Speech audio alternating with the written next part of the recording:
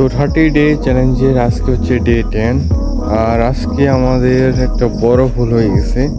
এটা হচ্ছে আমরা ডেমোতে প্র্যাকটিস করতে গিয়ে লাইভ অ্যাকাউন্টে কখন যে আসছি আমার খেয়ালই ছিল না, যার কারণে আমি এখান থেকে ডেমোতে একটা ট্রেড নিছি।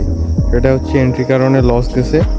আর ওটা আমি খেয়াল করি নাই যে অ্যাকাউন্ট ছিল লাইভে, অর্থাৎ ক্যাপিটাল রিয়েল ক্যাপিটাল ছিল। তো ট্রেড তো পড়ে গেছে ওভারঅল এখানটায়। ট্রেড করছি 35 সেকেন্ড কনফার্মেশন হিসেবে। তো ট্রেডে এন্ট্রি ছিল এই জায়গায়, বাট পড়ছে একদম নিচের লেভেলে। তো তার জন্য লস গেছে।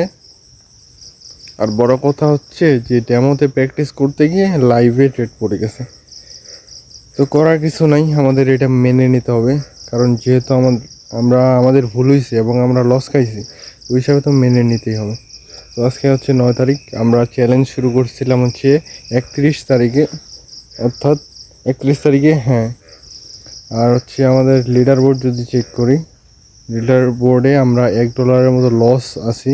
তবে যাক, এটা কোনো ব্যাপার না, লস রিকভারি হয়ে যাবে। শুধু আমাদের ডিসিপ্লিনের সাথে থাকতে হবে।